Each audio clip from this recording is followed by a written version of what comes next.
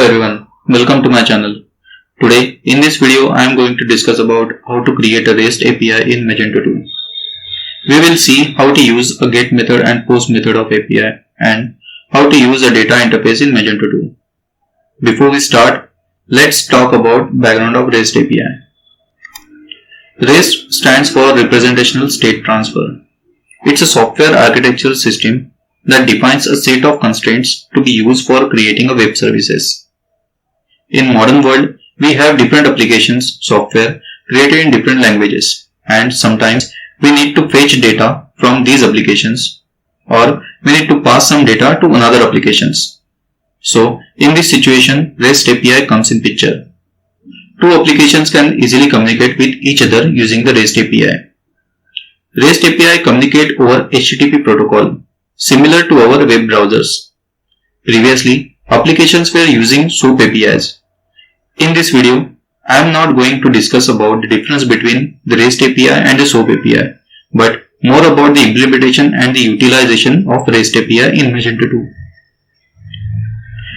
I am going to use the same module that I have used in my previous video, that is working with CLI in Magento 2. I have also shared my previous video link down in the description. Let me know your thought in the comment section. So, to create a REST API in Magento 2, first of all, we need to create a web API.xml file inside our modules etc directory. I am going to explain some of the important nodes and attributes from our web API.xml file. Our first node from web API XML is route node. This node is used to define HTTP route, or we can say a URL to access our web API method. The route node consists of URL and method, where we can define our URL path and method type respectively. We can define our methods like get, post, put, delete, etc. based on our requirements. In this video, I am going to cover get and post method only. If you guys want me to prepare a separate video for this, please let me know through the comment section. Our next node is service node. In service node, we define the implemented interface that web API method name. Our next node is resource node. This node is used to validate the requester if it's valid or not. There are three types of values accepted by the resource node, that is self, anonymous or Magento resource. The Magento Web API frameworks enable guest user to access resources that are configured with anonymous permissions. For this video, I am going to use anonymous resource only. I don't want to make this video too long, so let's jump to our coding part. Here you can see I have created a web API.xml file inside modules etc directory. I have defined the route node inside the routes node. Set the attribute URL as /v1 my first API. Then I have set its method name as get method. I have defined service node which has my interface and its method name. So whenever we call /v1 my first API, Magento centralized object creation functionality check the implementation of my first API interface and call its method name, that is custom get function method. Now in our dir.xml file, we need to define our implementation using the preference node. Here we have defined our interface. Now our next step is to create an API directory inside our module. I have created my first API interface and defined a function custom get function. Now we need to create a module class for our interface. One thing that we need to keep in mind that the doc block must be the same in the implemented function as well.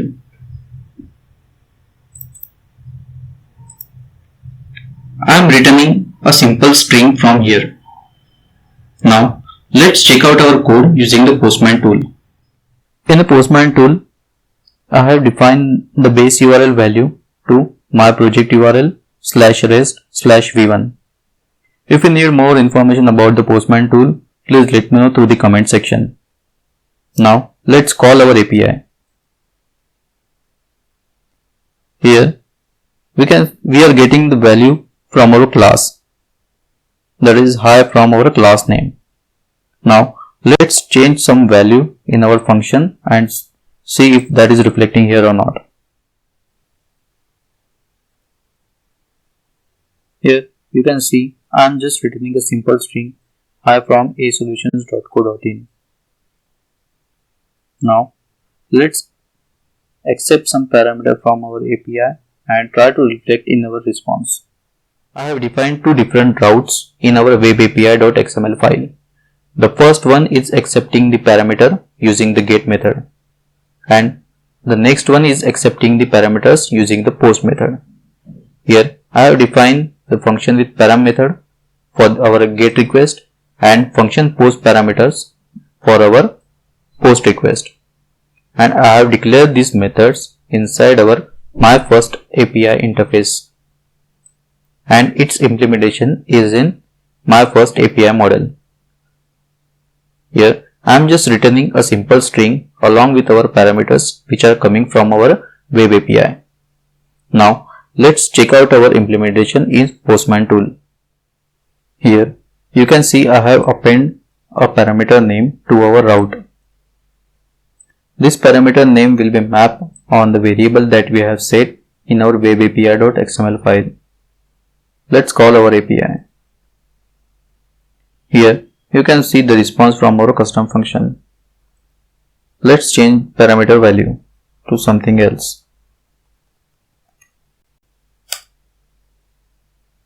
Here you can see the response is changed.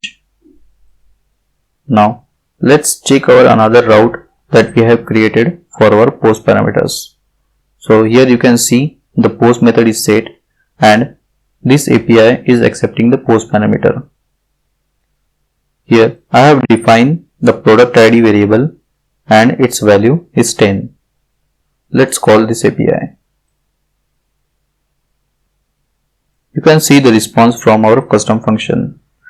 Let's change the product ID value from 10 to 20 and call our API again. This is all about creating a REST API in Magento 2. This layer of architecture also called as service contract. In next video, we will discuss more about data interfaces, repository pattern and how to use search criteria. Please let me know what do you think about this video through the comment section, or you can write me an email on my email ID, that is admin@asolutions.co.in. I have also wrote blog on different topics of Magento. You can check out my blog on asolutions.co.in. Till then, stay safe, stay home, happy coding. Thank you.